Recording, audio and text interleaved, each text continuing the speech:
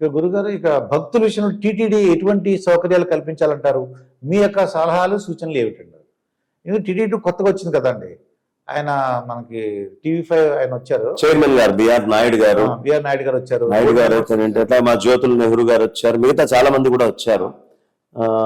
ఈ టీమ్ కి తిరుపతి నుంచి భానుప్రకాష్ రెడ్డి గారు వచ్చారు. చాలా విశేషం. చాలా జాగ్రత్తలు తీసుకోవాల్సిన అవసరం ఉందండి భక్తుల విషయంలోనే కాదు, దేవదేవుడి విషయంలో కూడా. అక్కడ పైన కాంక్రీట్ జంగల్ అయిపోతుంది, ఎక్కడ చూసినా కన్స్ట్రక్షన్స్. ఈ అసలు పర్యావరణంలో నాకు గోగర్భం డ్యామ్ దగ్గరికి మీరు వెళ్తే డ్యామ్కి యువతల అన్ని బిల్డింగ్స్ ఉండేవి, అవతల ఏవి ఉండేవి కాదు. అప్పుడు ఈ జింకలు, పులులు ఇవన్నీ కూడా వచ్చి గోగర్భం డ్యామ్ నుంచి బయటకు వచ్చే నీళ్లు తాగేవి. ఇప్పుడు మీరేం చేశారు, గోగర్భం డ్యామ్ దిగంగానే కిందకి నీళ్లు వెళ్ళిపోతూ ఉంటాయి, లోయ వస్తుంది. ఈ తాగడానికి నీళ్లు తాగడానికి ఆ వరుస మొత్తం అడ్డుకట్ట వచ్చింది. నేను అక్కడ ఉండడానికి వెళ్ళినప్పుడు ఓ రాత్రప్పుడు ఒక జింక రోడ్డు అవతల నుంచి యువతలకు ఎగ్గిరి దూకుతోంది. అంటే దేనికోసం వెళ్తాను? నీళ్ళ కోసమే. పులులు, ఎలుగుబంట్లు కూడా అక్కడ రికార్డ్ అయినాయండి అక్కడికి రావడం అనేది. కాబట్టి పర్యావరణము, తిరుమల యొక్క పవిత్రతని జాగ్రత్తగా చూసుకుంటూ, ఆ అడవుల్లో ఉండేటటువంటి ఎర్రచందనం దగ్గర నుంచి అన్నిటినీ, విలువైనటువంటి ప్రతిదాన్ని కాపాడుకుంటూ, స్వామివారికి చేయాల్సినటువంటి పూజా వ్యవస్థలో ఉండేటటువంటి ఆచార వ్యవహారాల్లో పురోహితుల మీద పెత్తనం చేసి, అక్కడ ఉండే ఆచార్యుల మీద పెత్తనం చేసి, చాలా అద్భుతంగా అక్కడ వైఖానసులందరూ కూడా యోగ్యంగా పూజ చేస్తూ ఉంటారు.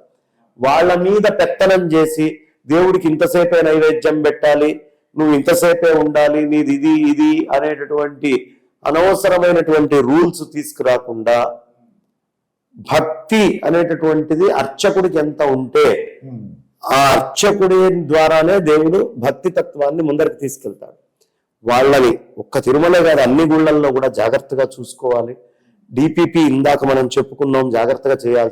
హెచ్డిపిపి బోర్డు మెంబర్స్ ప్రతి నెల పీఠాధిపతులకి ఒక శ్వేతపత్రాన్ని రిలీజ్ చేయాలి. ద్వైత, అద్వైత, విశిష్టాద్వైత మతాలకు చెందినటువంటి ముగ్గురికి బాధ్యతాయుతంగా ఈ నెల మేము ఈ పనులు చేశాం, ఇవి చేయాలనుకుంటున్నాం, వచ్చే నెలలో మేము ఇవి చేద్దాం అనుకుంటున్నాం అని జనాలకి అందరికీ కూడా ఒక శ్వేతపత్రాన్ని ఎప్పటికప్పుడు కరెక్ట్ గా రిలీజ్ చేయాలి. ఈ ఫండ్స్ ని దేన్ని కూడా సెక్యులర్ ఖర్చులకి, ఆల్రెడీ గుడి పేరు మీద గుడికి వచ్చే డబ్బుల్లో ట్యాక్స్ వసూలు చేస్తున్నారు, అది మస్జిద్లకి మిగతా వాటికి లేదు. అటు ట్యాక్స్ పోను, ఈ డబ్బులు తీసుకెళ్లి రోడ్లు వేస్తాను, ఈ డబ్బులను తీసుకెళ్లి ఇంకోటి వేస్తాను. తిరుమల కొండ మీదకే రోడ్లు వేయాలండి, దానికి వెంకన్న డబ్బులు ఎందుకు వాడాలి? గవర్నమెంట్ ఫండ్స్ వేయాలి. కారణం, మీరు ఆ గుడి కొండ మీద వచ్చే డబ్బులకి ట్యాక్స్ వసూలు చేస్తున్నారు. మరి అప్పుడు ట్యాక్స్ తీసుకున్నప్పుడు బాధ్యత ఎవరిదండి? ఆ కొండ మీద గుడి దాకా వేసాం, గుడి దాకా కూడా మేము వేయాల్సిన అవసరం లేదు. హాస్పిటల్స్ కి స్వామివారి డబ్బులు తీసుకెళ్లి ఇస్తున్నారు, దాన్ని సేవ అంటున్నారు. ఇక్కడి నుంచి మీరు ట్యాక్స్ వసూలు చేస్తున్నారు కదా, మీరు హాస్పిటల్స్ గవర్నమెంట్ మెయింటైన్. కళలు, ఇవాళ మంచి మంచి సంగీతం, ఎంతమంది పిల్లలు సంగీతాలు అన్ని నేర్చుకుంటున్నారండి, చిన్న చిన్న పిల్లలు. వాళ్ళని ప్రోత్సహించాలి. నిజం చెప్పండి, ఏమైనా ప్రోత్సాహం టీటీడీ నుంచి సంగీతము, నాట్యము ఇవన్నీ నేర్చుకునే వాళ్ళకు ఉందా? లేదు. మీరు ఏం చేయొద్దు, వాళ్ళకు ₹1 ఇవ్వద్దు. నాయన, మీరు ఎక్కడైనా సంగీతం నేర్చుకుంటా అన్నా, మీరు ఎక్కడైనా సరే నేర్చుకుంటా అంటే, ఆ గురువు దగ్గర గనక ఓ 50 మంది శిష్యులుంటే, ఓ 30 మంది శిష్యులుంటే, ఆ గురువులకి మేము ఇంత భత్యం ఇస్తాం, వాళ్ళు ఆనందంగా బతకడానికి. బాగుందండి సజెషన్ ఇది అని పెట్టి కళలను అభివృద్ధి చేయండి. డిపిపి చేయాల్సిన పనులు ఇదేనండి. ఫండింగ్ పెట్టి ధర్మ ప్రచారం అంటే ఏమిటి అర్థం? నేను బండి పెట్టుకెళ్ళాను, 1000 లడ్లు పంచాను, 10,000 లడ్లు పంచాను. లడ్లు పంచితే ధర్మ ప్రచారం ఎందుకు అవుతుంది? తిన్నదరిగి మామూలుగా వెళ్ళిపోతాడు, ఓ నిమిషం వాడు కళ్ళకద్దుకుంటాడు, తింటాడు, అయిపోతుంది. కానీ ఈ ధర్మానికి సంబంధించిన శ్లోకాలు నేను నేర్పించా. ఇవాళ శృంగేరి పీఠం నుంచి అయినా, గణపతి సచ్చిదానంద స్వామీజీ వారి దగ్గర నుంచి అయినా భగవద్గీత విశేషంగా నేర్చుకుంటున్నారండి. ఇప్పుడు పీఠము నుంచే భగవద్గీత అంత నేర్పిస్తూ ముందరికి తీసుకెళ్తూ, యుఎస్ లో అయితేనేంటి, ఇండియాలో అయితేనేంటి, ఎన్ని చోట్ల వాళ్ళు చేస్తుంటే, టీటీడీ నుంచి ఇంతమంది పిల్లలకి మేము శ్లోకాలు నేర్చుకోవడానికి ఏర్పాటు చేశాం. మీ చేతిలో ఎస్విబిసి ఛానల్ ఉంది, మీ చేతిలో పండితులు ఉన్నారు, మీ చేతిలో రకరకాల జనాభా ఉన్నారు.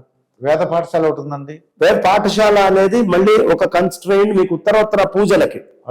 ఇప్పుడు పూజ చేసేవాడిని తయారు చేస్తున్నారు, శ్లోకాలు చెప్తేనేగా పూజ చేయించుకునేవాడు తయారయ్యేది. పూజ చేయించుకునేవాడికి కూడా అవసరం కదా, లేకపోతే వాడు నాస్తికుడు అవుతాడు. చిన్న వయసు నుంచే ఇర్రెస్పెక్టివ్ ఆఫ్ ఇది నన్న ఒక అరగంట విద్యార్థుల కోసం ఈ శ్లోకాల క్లాసు, ఈ పద్యాలు, ఈ సంస్కృతం తరగతులు, ఈ సంస్కృతాన్ని అభివృద్ధి చేయాలి. సంస్కృతం పడుకుంటుంది కదా, ఎన్ని ప్రాపర్టీస్ ఉన్నాయి, ప్రాపర్టీస్ అన్ని ఊరినే పడిపోయి ఉంటున్నాయి కదా. ఆ ప్రాపర్టీస్ అన్నిటినీ నాట్యశాలల కింద సంగీతానికి యోగ్యంగా తయారు చేయండి, కళలకి యోగ్యంగా తయారు చేయండి. మళ్ళీ ఇవాళ మ్యానుఫ్యాక్చరింగ్ యూనిట్స్ తయారు చేయండి. విస్తరాకులు కుట్టడం ఎట్లాగూ, భస్మం తయారు చేయటం ఎట్లా, తిరుచూర్ణం తయారు చేయటం ఎట్లా, చందనపు చెక్కల్ని చక్కగా అరగదీసి యోగ్యంగా దాన్ని సిస్టమేటిక్ గా బయటికి ఎట్లా తీసుకొని వెళ్ళాలి. ప్రొడక్షన్ చేయండి, పిల్లలకి ప్రొడక్షన్ చేయటం, ప్రొడక్షన్ స్కిల్స్, ధర్మానికి సంబంధించిన ప్రొడక్షన్ స్కిల్స్ ఎట్లా డెవలప్ చేసుకోవాలో నేర్పించండి. చిన్న వయసు నుంచే స్కూల్స్ కి వెళ్ళి ప్రొడక్షన్ చేయడం నేర్పించాలి, పుస్తకాలను పంచాలి. సో చాలా పనులు ఉన్నాయండి చేయగలిగినటువంటివి, చేయాల్సినవి. ఇవి చేస్తా అంటే దాతలు ఇంకెక్కడో చూడక్కర్లా. నేను రోడ్లు వేస్తాను, నేను ఇంకో పని చేస్తాను, నేను ఆ ఫ్లైఓవర్ బ్రిడ్జ్ కోసం డబ్బులు పంపిస్తాను, నేను ఇంకొక హాస్పిటల్స్ మెయింటైన్ చేయాల్సింది గవర్నమెంట్, స్కూల్స్ మెయింటైన్ చేయాల్సింది గవర్నమెంట్, ఏది రెగ్యులర్ ఎడ్యుకేషన్. మీరు వైఫల్యం చెందకండి. టీటీడీ నుంచి ధర్మ ప్రచారానికి మాత్రమే ధనాన్ని సద్వినియోగం చేయండి. గవర్నమెంట్ స్కూల్స్ నడపాలి, నడిపే స్కూల్స్ లో ధర్మ ప్రచారానికి టీటీడీ వాళ్ళని పెట్టాలి. తర్వాత కాన్స్టిట్యూషన్ లో ఆర్టికల్ 30A సవరణలు చేసేటటువంటి ప్రయత్నాలు కూడా టీటీడీ మొదలు పెట్టాలి. గోవధ చేస్తూ ఉంటే గోవధను ఆపడం ఎట్లా అని కేసులు వేయాలి. కేసులు వేయాలంటే నా దగ్గర డబ్బులు ఉండవే, మీ దగ్గర ఉండవే. రేపు రాముడిని ఎవడో తిడుతూ సినిమా తీస్తాడు, కృష్ణుడిని తిడుతూ సినిమా తీస్తాడు, అశ్వత్థామని అపప్రథగా చూపించే ప్రయత్నం చేస్తారు. అప్పుడు ఎవడు కేసు వేయాలి? భద్రాచలం గుడి వేయాలి, సత్యనారాయణ స్వామి గుడి వేయాలి, తిరుమల తిరుపతి దేవస్థానాలు వేయాలి, కనకదుర్గమ్మ వారి గుళ్ళు వేయాలి, ద్వారకా తిరుమల వేయాలి, వీళ్ళందరూ శ్రీశైలం నుంచి వేయాలి. ఎందుకు వేయాలి అంటే సనాతన వైదిక ధర్మానికి సంబంధించిన డబ్బు నువ్వు తీసుకున్నప్పుడు సనాతన ధర్మం మీద జరిగే దాడికి కేసులు నువ్వు ఎందుకయ్యావు? సో డిపిపి చేయాల్సిన పనులు ఇవన్నీ ఉంటాయి. భయపడాలి ఎవడైనా. ఈ ధర్మాన్ని ముట్టుకోవాలి అంటే ఒకటేసారి 20 గుళ్ళ నుంచి కేసులు పడతాయిరా అంటే ఎవడు ముట్టుకుంటాడండి? అపాయింట్ చేయండి. మేము ఈ పని చేస్తామని టీటీడీ చెప్తే మీకు 1000 మంది లాయర్లు ఫ్రీగా సేవ చేయడానికి వచ్చేస్తారండి కేసులు వేయడానికి. మేం చేస్తున్నామని ఒక్క మాట అనండి. ఈ ధర్మాన్ని ఎవరు అవహేళన చేసినా వాళ్ళ మీద కేసులు వేయటం మేము చేస్తాము. మీరు హాస్పిటల్ పెడితే సేవగా వచ్చి ఇవాళ డాక్టర్లు చేయట్లేదా? రీసెంట్ కస్తూరి, మీరు చెప్పినట్టు కస్తూరి కూడా వెళ్ళినట్టుందండి. అవునండి, కస్తూరి నాకు ఇక్కడ విద్యాసాగర్ గారు అని ఆర్థోపెడిక్ డాక్టర్ అండి. వారు మా కృష్ణ సుబ్రహ్మణ్యం గారు అయితేనేంటి, ఇంకో ఆర్థోపెడిక్ డాక్టర్లు, అనేక మంది డాక్టర్లు, ఒకళ్ళిద్దరు ఎందుకు పేర్లు ఎందుకు, అనేక మంది డాక్టర్లు వాళ్ళు వెళ్ళి సేవగా వెళ్ళి వారానికో నెలకో ఖచ్చితంగా కొన్ని ఫ్రీ ఆపరేషన్స్ చేసి వస్తున్నారు. ఫ్రీ లాయర్స్ ఫ్రీగా మీకు చేసి పెడతారు, ఫ్రీ ఇంజనీర్స్ వస్తారు, ఫ్రీగా డిజైన్ గీసి మొత్తం గీస్తారు. మీరు ఒక ఫైనల్ ఇంజనీర్ ని పెట్టుకోండి. సేవ చేయడానికి చాలా మంది ఉన్నారు. వాడుకోవడానికి యోగ్యమైనటువంటి శక్తి స్థితిలో టీటీడీ బోర్డు ప్రభుత్వాలు లేవు. ఎనర్జీస్ ని వాడుకునేటువంటి స్థితిలో లేరండి. ఇంకా గురుగారు, ఎక్కడన్నా విగ్రహాలు అక్కడక్కడ ధ్వంసం జరుగుతున్నాయండి. అలా జరిగినప్పుడు ప్రభుత్వాలు కానీ ప్రజలు కానీ భక్తులు కానీ ఏం చేయమంటారు? మీ సలహా ఏంటి? ఇప్పుడే చెప్పా కదా, టీటీడీ లాంటి సంస్థలు నిద్రపోకూడదు. అది ఒక టీటీడీయే కాదు, ఏ గుళ్ళైనా నిద్రపోకూడదు, భక్తులు నిద్రపోకూడదు, వీళ్ళు మెలకువతో ఉండాలి. అదే విధంగా ప్రభుత్వాలు ఎవరి బాధ్యత అంటే గుళ్ళని కాపాడటం. లా అండ్ ఆర్డర్ కాదా? లా అండ్ ఆర్డర్ కాదండి, లా అండ్ ఆర్డర్ లో భాగమే కదా. పోలీస్ స్టేషన్ లో రేపెళ్ళి నేను కూలగొట్టి 2 గన్నులు తీసుకొచ్చా అనుకోండి, సంవత్సరం 2 ఏళ్ళ దాకా ఎవరు పట్టుకోలేదు అనుకోండి, ఏమవుతుంది? పోలీస్ స్టేషన్ లో జరిగితే ఎంతో అంతకి 100 రెట్లు గుళ్ళో జరిగిందంటే అంత సీరియస్ గా తీసుకోవాలి. అంత సీరియస్ తీసుకోవాలి. విగ్రహాలు పగలగొట్టడం ఏంటండి? కొన్ని కోట్ల మంది మనసు దెబ్బతింది, ఇంకా నువ్వేం రాజువి? నువ్వేం రాజ్యం వెళ్తావు? ఇంతమంది మనస్సును దెబ్బతీసిన వాడివి.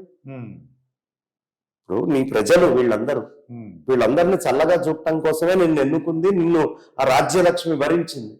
నీకేం 100 సంవత్సరాల ఆయుర్దాయం లేదు, జీవితాంతం నువ్వే ఉంటావు అనేది లేదు.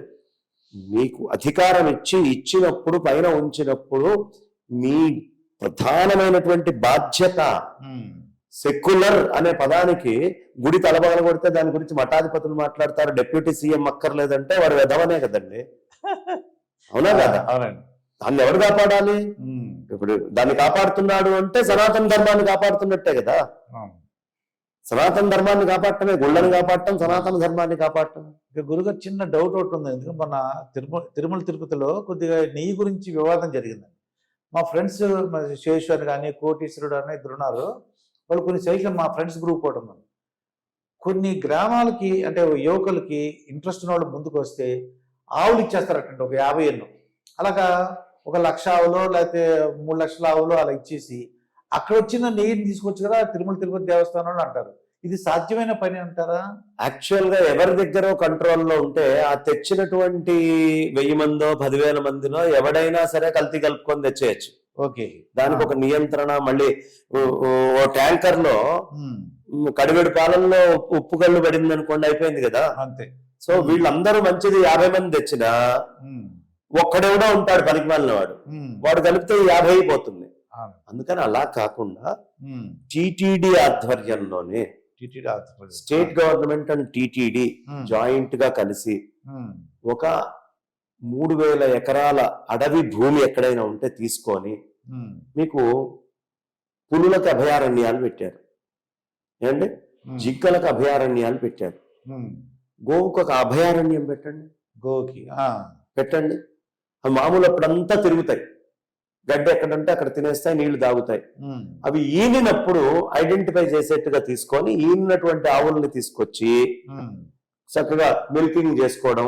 దూడని ఇక్కడ ఉంచితే ఆవు ఎక్కడ తిరిగినా మిల్కింగ్ టైంకి మాత్రము దూడ ఉన్న దగ్గరికి వచ్చేసి మొత్తం అరణ్యంలో ఎక్కడ తిరిగినా సరే. సో గో అభయారణ్యం ఒక్కటి మీరు కనుక కట్టేస్తే ఆ పేడతోటే అక్కడ అది వృద్ధి చెందుతుంటుంది, సస్యం అవుతూ ఉంటుంది, మీకు అన్ని వస్తుంటాయి. ఆవు దానంతటా అది వచ్చి పాలిచ్చి దూడను చూసుకొని వెళ్ళిపోతూ ఉంటుంది, దానికి సెక్యూరిటీ ఇస్తే. కాబట్టి ఒక గో అభయారణ్యం కావాలి, ఈ లార్జ్ స్కేల్లో ఆలోచనలు కావాలి మీకు. మీరు ఆవులు ఎవరికి ఇవ్వద్దు. టీటీడీ నెయ్యిని తీస్తాను అంటే 10,000 ఆవులు జనం ఇవ్వడానికి రెడీగా ఉంటారు. అర్థమైందండి? అది ముందుకు వచ్చేస్తారు, దానికి దానా ఇమ్మంటే వచ్చేస్తారు. టీటీడీ స్వామివారి యొక్క నెయ్యికి వాడబడేటటువంటిది, స్వామివారి నివేదనలో వాడేటటువంటి ఆవులు, దీని ఆహారం అంటే గోవిందుడికి ఎంత ప్రాధాన్యత ఇస్తారో. ఆయన గోవిందుడని మనకు చూపించింది ఏదండి? ముందు పుట్టలో కూర్చొని ఉంటే ఆవే కదా వెళ్ళి పాలిచ్చింది. ఆవుని పూజించుకొని కానీ గోవిందుడి దగ్గరికి వెళ్ళడానికి వీలు లేదు అని చెప్తే అందరూ ఆవుకి పూజ చేసుకొని మీరే అక్కడ పెట్టండి, బొచ్చ 30 రూపాయలు 20 రూపాయలు అని పెడితే వచ్చిన వాడల్లో 20 రూపాయలు కొనుక్కొని అక్కడ ఉన్న ఆవులన్నిటికీ కుట్టి వేసి పైకి ఎక్కుతారు. అభయారణ్యం పెట్టండి, పాలు అవే వస్తాయి. కావాలంటే ఇంట్రెస్ట్ ఉండేటటువంటి యువకులు ఎవరైతే ఉంటారో ఆ యువకులకి మీ ఎక్సెస్, మీ స్ట్రెంగ్త్ ని పెరిగి ఇంకా దాటి వచ్చినప్పుడు వాళ్ళకి, రైతులకు ఇవ్వండి, ఎద్దుల్ని ఇవ్వండి, మిగతా వాటిని ఇవ్వండి, ఎక్సెస్ వచ్చినటువంటి స్ట్రెంగ్త్ ని ఇచ్చి పంపించండి. కానీ మీరు స్టాండర్డ్ గా ప్రిపేర్ చేయడం అనేది చాలా చిన్న విషయము, చాలా చిన్న విషయం. పట్టుమేడాలో ఒక సామాన్యుడు, అసలు ఆయన వీడియోలకు రాడు, ఎవరు రారు, ఆయన 6 లక్షల ఆవులను పెంచుతున్నాడు. టీటీడీ ఎన్ని పెంచాలండి? ఇంకా దీన్ని బట్టి 10 lakhs పెంచచ్చు. కాబట్టి శక్తి ఉండి, సమర్థత ఉండి, అసమర్థతతోటి ఉన్నారు. 100 కోట్లు సంవత్సరానికి బడ్జెట్ ఇస్తే స్వామివారికి అవసరమైన నెయ్యి మొత్తం వచ్చేస్తుంది. నేనే రాసిస్తా ప్రాజెక్ట్ మీకు కావాలంటే, ఎలా వస్తుంది అనేది కూడా. మేము గోశాలను నిర్వహిస్తున్న వాళ్ళమే కదా, మాకు పూర్ణమైనటువంటి అవగాహన ఉంది ఎలా చేయొచ్చు. And you are going to give best quality. మీరు ఇప్పుడు 600 రూపాయలు 500 1000 అంటున్నారే, అవి కూడా పచ్చిపాలన నుంచి తీసే నెయ్యే. నేను చెప్తున్నటువంటి పని కనుక చేస్తే శుద్ధంగా యథాతథం శాస్త్రీయంగా మీకు వస్తుంది అనమాట. నెయ్యి వచ్చేస్తుంది. అంటే పెరుగు, అంటే పాలని పెరుగు చేసి, పెరుగు నుంచి మజ్జిగ చేసి హ్యాపీగా చేయొచ్చు. చిలికి హ్యాపీగా నెయ్యి మొత్తం మీరు ప్రొడ్యూస్ చేసి ఆ మజ్జిగ మొత్తము కొండ మీదకి వచ్చినటువంటి పిల్లలకి, పెద్దలకి, అందరికి తాగడానికి మజ్జిగ ఇవ్వచ్చు. రకరకాలైనటువంటి సొంటి పొడి అవి ఇవి కలిపియచ్చు, భోజనాల్లో కలపచ్చు, చుట్టుపక్కల ఉండే స్కూళ్ళకి పంపించేసుకోవచ్చు, పన్నీర్ తయారు చేసుకోవచ్చు, కోవాలు పిల్లలకి ఇచ్చుకోవచ్చు, చాలా పనులు చేయొచ్చు. ఉద్యోగాలు క్రియేట్ అవుతాయి.